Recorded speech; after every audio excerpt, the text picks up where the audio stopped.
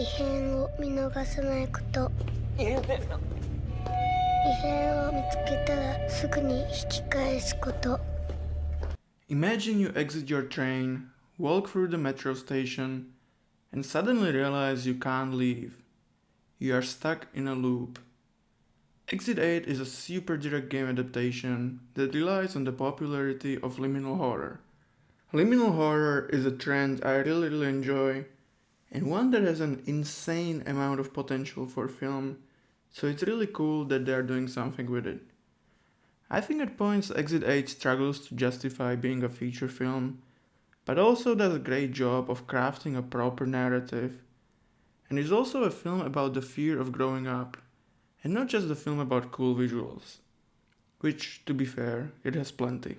Welcome to my video about the year's most underrated films. I will talk about tiny films that I have seen at festivals, big Hollywood films that made no money, and some foreign films that deserve your attention. And because I'm so kind, I put them into beautiful categories. Continuing with horror, It Ends. It Ends is about a couple of friends who go on a late night food run, only to realize that they are trapped on an infinite highway. No matter how long they go, the road doesn't end, and if they stop, they are soon attacked by an unknown force. This film feels like a great Stephen King short story pushed to screen. A lot of single location horrors feel like they struggle with its runtime, and they often have to make up some bullshit to stretch the story, but this one manages to be exciting for the whole runtime, which is really rare. It's also nice because it has some really well written Gen Z characters, capturing the sense of humor without feeling cringy.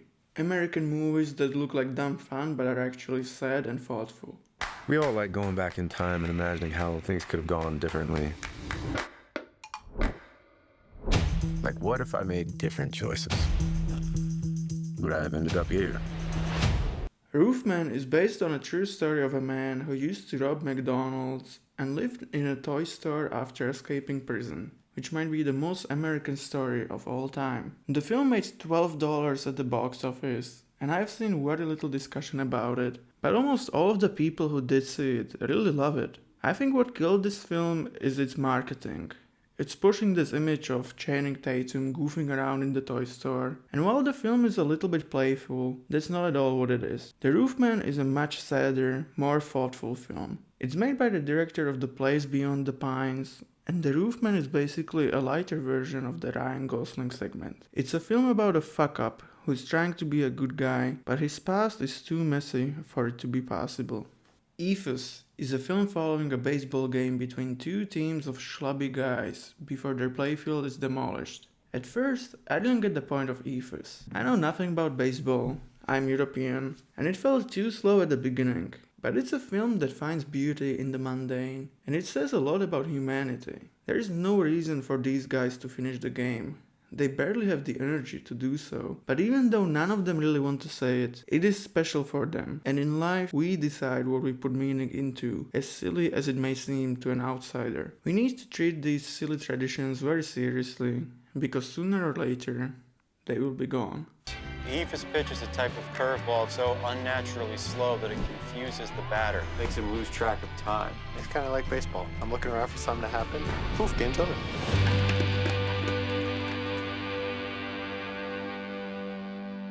And in the foreign corner we have Toxic. Toxic is a Lithuanian film following two girls attempting to escape from their tough hometown by going to a modeling school where they violate their own bodies in extreme ways. This film is basically an Eastern European Sean Baker film, and I'm not saying it just because it's about poor people, but because just like the Florida Project, the film has really striking visuals despite its complex subject matter. There were many shots that took my breath away, which is rare nowadays because of how much stuff is just filmed for coverage. But in Toxic, there's genuine intent behind its visuals, which combined with the amazing central performances is a mark of a really strong director, which is all the way more impressive considering this is a feature debut, and I can't wait to see what the director does next. Gavai? Gavau. Svarbiausia planėjai.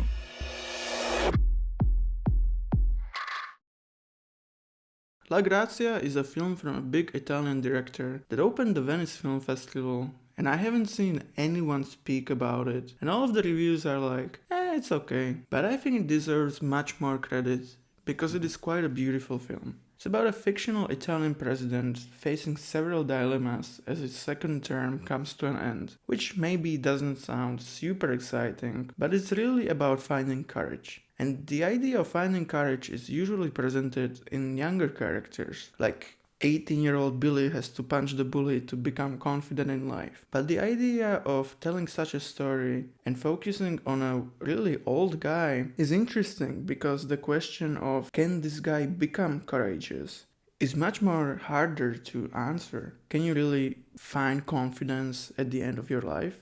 La domanda è una sola, papà. Di chi sono i nostri giorni? Di chi sono i nostri giorni?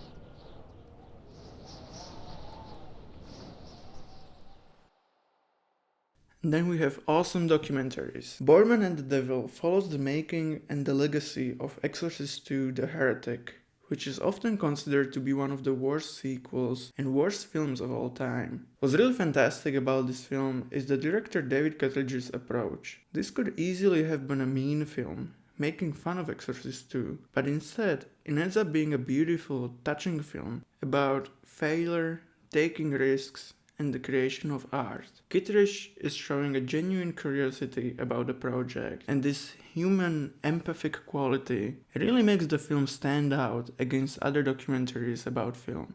I'm not going to spoil it for you, but there's a point near the end that to me was one of the most touching and poignant moments of any film of the year. All right, showtime. All right. We'd love to talk about sources. And Let's put it this way. You'd love to talk about sources, and I'd love not to talk about sources.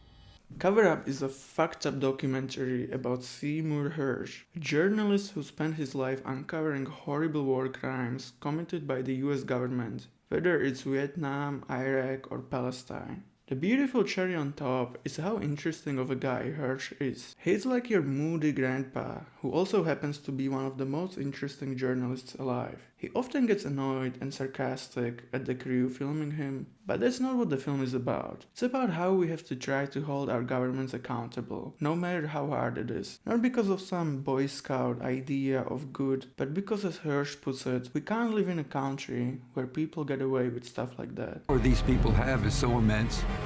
They would do anything to stay in power. Any lie, any story, bury anybody. Guys you know too much about what I'm doing, so I'd like to quit. What? No, let's just quit it. My most genius category yet. Films that have a name like other, more famous films. Predators. Not those, these. It's a film about the cultural phenomenon of To Catch a Predator, which I think is one of those things that used to be enjoyable back in the day. But when you think back on it, you are like, wait, that was kind of fucked up. If you watch that show again now, they're just trapping very mentally handicapped guys and Indians.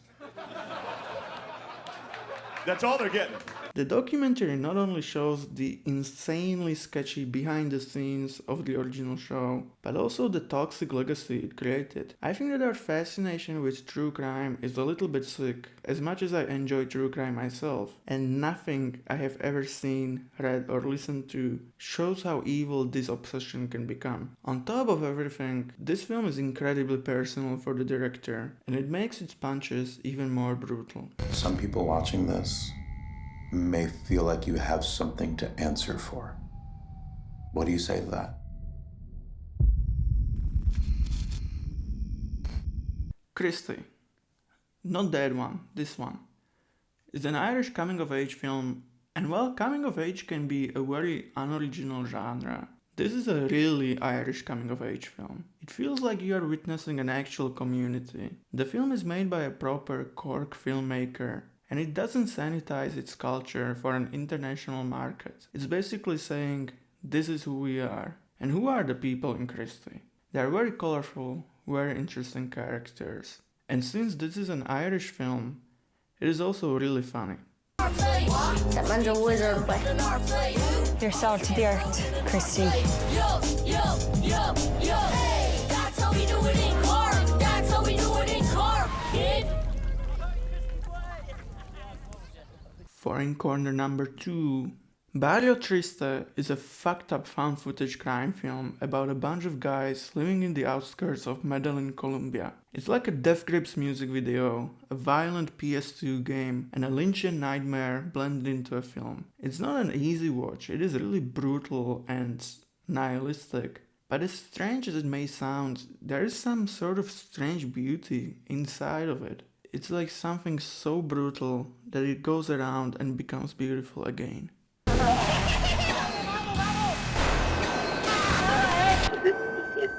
Otro joven ha desaparecido en Barrio Triste. Hay que preguntarse, ¿cuándo la gente empezará a prestar atención? Du skal tage væk et stykke tid. Prøv at se den her nøgle. Den skal du spise. Nogle gange så skal du være færdig først. Inden på banegården, der er der en taske. Den taske, den henter du og graver ned i skoven op ved mors hus. Man kan godt begrave ned et andet sted. The Last Viking follows two siblings, a criminal who just got out of jail and wants to get the money he stole 15 years ago, and Manfred. Manfred is the one who hid the money, but he also has a multiple personality disorder and believes he is John Lennon, and also doesn't remember where he hid the money. So the two are stuck together until they can figure it out. It feels like a movie you rarely see nowadays. I feel like there were plenty of crime dark comedies being made in Europe, like a Euro version of Fargo, but they kind of died down, and it's a shame. The Last Viking throws around a lot of ideas, and not all of them stick, but the funny stuff is really funny. Mads Mikkelsen is masterful, and the script has a lot of smart moments. A very funny, very Nordic crime film.